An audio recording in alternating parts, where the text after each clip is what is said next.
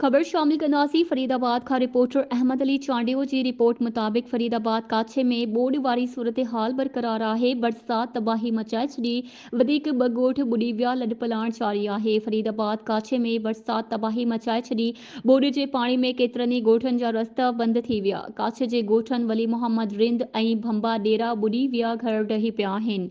जॾहिं त ॻोठ अलीबख्श टेवड़ो सॼण मीरवाणी अली गोहर चांडियो शाह गोदड़ियो मोछड़ ऐं अली आबाद ॻोठ समेत सवे ॻोठनि जा कचा घर बरसात पवण करे ढही पट पइजी विया आहिनि। काछे में हुबदार कर्टियो जी छित किरण सबबि मासूम नीगर मोहम्मद कर्टियो सख़्त ज़ख़्मी थी पियो, जंहिंखे ॻणती जोगी हालत में इस्पताल दाख़िल कयो वियो आहे। काछे में हज़ारे ख़ानदान मुतासिर बेयारो मददगार बणियल आहिनि।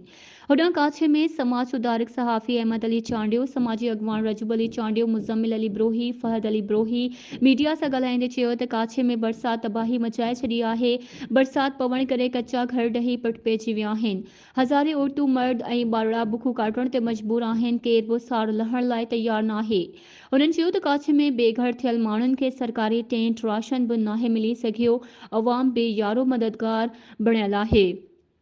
हुननि आलमी इदारनि जे डोनर्स, आर्मी जे corps commanders, DG rangers Sindh ऐं ॿियनि इदारनि खे अपील कई आहे त खाद खुराक, टेंट, मेडिकल कैंपूं हणण जो पिणु ऐलान कयो वञे।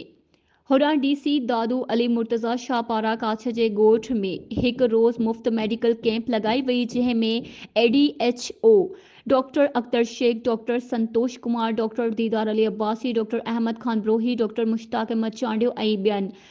मेडिकल कैंप में मर्दनि, औरतुनि ऐं ॿारनि खे मुफ़्त चकासियूं ऐं दवाऊं ॾिनियूं वयूं।